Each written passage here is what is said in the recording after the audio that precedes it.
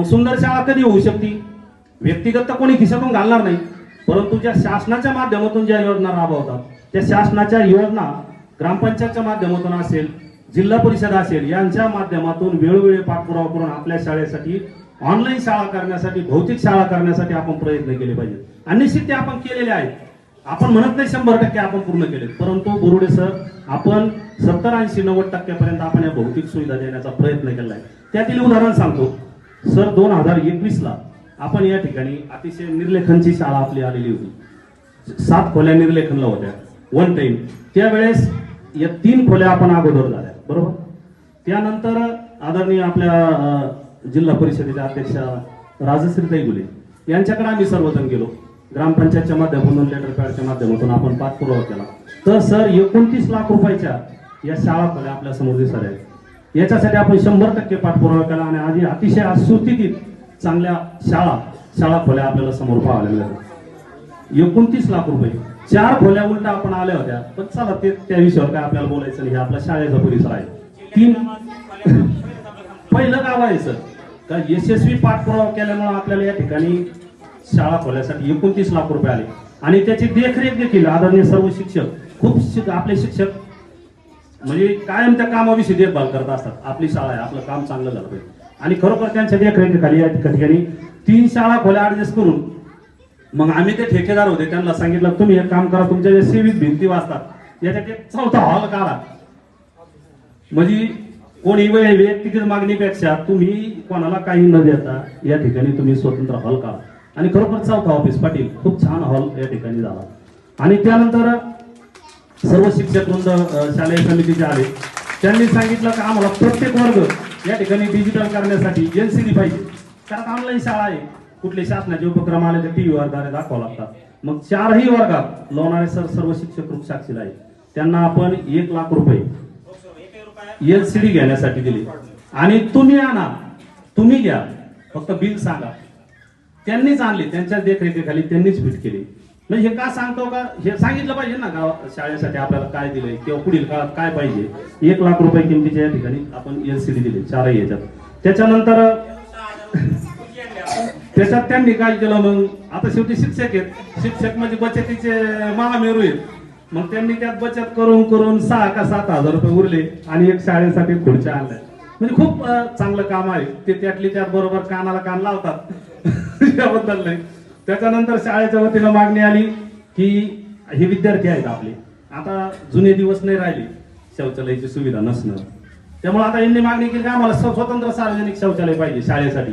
आणि 4,19,000 रुपयाचा आपण ग्रामपंचायतच्या 15 युक्त आयोगातून या ठिकाणी समोर आहे पहा, मुलींसाठी स्वतंत्र, मुलांसाठी स्वतंत्र, या ठिकाणी आपण ते केलं.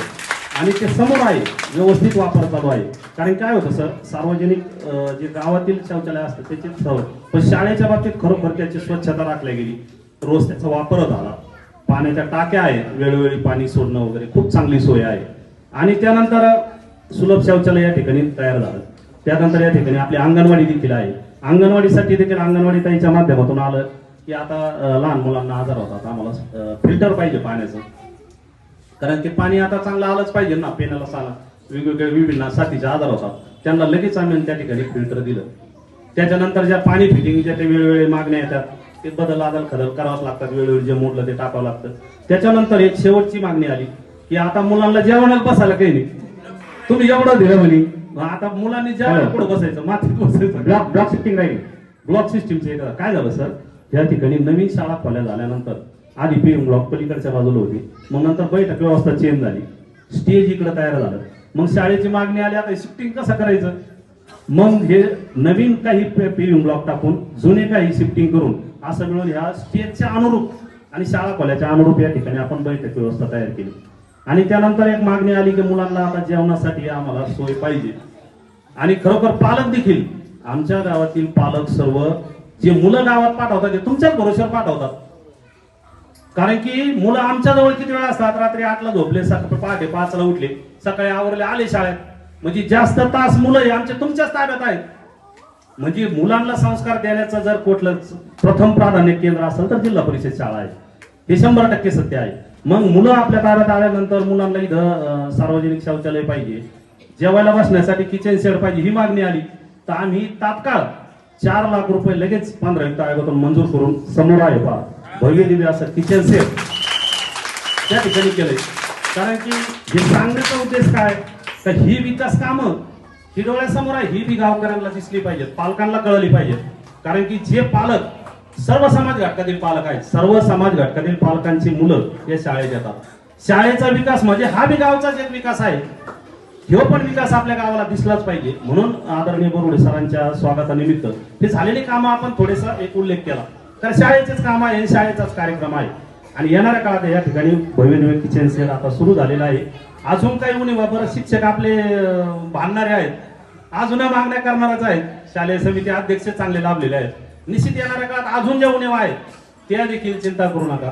आपण जिल्हा परिषद लेवलला येणाऱ्या काळात आपण आता वर चांगलं सरकार आहे, शिक्षण मंत्री आहेत, यांच्यापर्यंत आपण जिल्हा परिषदेला चांगला पाठपुरावा करू. पत्रकार महोदय आहेत, गावातले सुज्ञ नागरिक आहेत. निश्चित येणाऱ्या काळात आपण ज्या ज्या तुमच्या अजून उणीवा राहतील त्या आपण 100% पूर्ण करण्यासाठी आपण प्रयत्न करू. पद असो अथवा नसो, आपल्या शाळेसाठी आपल्याला काम करत राहायचंय ही आपली प्राथमिकता आहे आणि ती निश्चित येणाऱ्या काळात राहील. आम्ही या ठिकाणी आजच्या या उद्घाटन स्वागत समारंभ प्रश्न आपल्याला शब्द देतो. खरोखर आदरणीय बोरुडे सर चांगलं आहे आपण आलात आणि अजून एक अपेक्षा बाळगतो की जसं आलात तसं तुमची आम्ही बदली होऊ देणार नाही, असं आम्हाला तुमच्याकडून काम पाहिजे. कारण काय झालं सर, आलं का एक शिक्षक येतात. आता अलीकडच्या काळात स्वयंघोषित काही बदल्या असतात आणि काही शासनाच्या धोरणे असतील आणि काही वयोमानानुसार असतात. परंतु आपण अनेक व्हिडिओ पाहतो, शाळेचे व्हिडिओ पाहिले जातात का शिक्षकाला बदली न होऊ देण्यासाठी शिक्षक, गावकरी, सर्व विद्यार्थी जातात. आणि खरोखर आपल्या माध्यमातून आम्हाला हीच अपेक्षा आहे की आपलं कामकाज देखील असं पाहिजे का आम्ही 100% तुम्हाला आता गावातून लवकर जाऊ देणार नाही. कारण काय होतं, पाया लावलेला असतो, झाड लावलेलं असतं, फळं येऊपर्यंत ते शिक्षक थांबले पाहिजेत. नाही तर झाड लावलं फळं खायला दुसरी. त्यामुळे तुम्ही आले ना, तुमच्याच काळातले चांगले काम आहे. मागील शिक्षकांनी जसं काम केलं जास्त, किमान आल्यानंतर एक 5-7 वर्ष तरी ते शिक्षक आपल्याला लाभले पाहिजे. तेव्हा त्यांच्या गुणवत्तेचा, त्यांच्या अनुभवाचा फायदा आपल्या गावाला झाला पाहिजे. निश्चित आम्हाला ते दिसत आहे. त्यामुळे मी पुन्हा एकदा खरोखर आशा बाळगतो की आपल्या शाळेची गुणवत्ता इथून पुढच्या काळात तालुका स्तरावर, जिल्हा स्तरावर नेण्यासाठी आपण प्रयत्न करावा. ही आमची सर्व गावकऱ्यांच्या वतीनं तुम्हाला मी या ठिकाणी विनंती करतो. आणि बोरुडे सरांना आपल्या गावामध्ये जिल्हा परिषद शाळेसाठी पुढील कार्य करण्यासाठी या ठिकाणी 100% मी शुभेच्छा देतो. पुन्हा एकदा आपल्या सर्व तिलकुड सोसायटी असेल, ग्रामपंचायत वतीनं आपल्या या ठिकाणी स्वागत करतो. धन्यवाद. जय हिंद, जय महाराष्ट्र.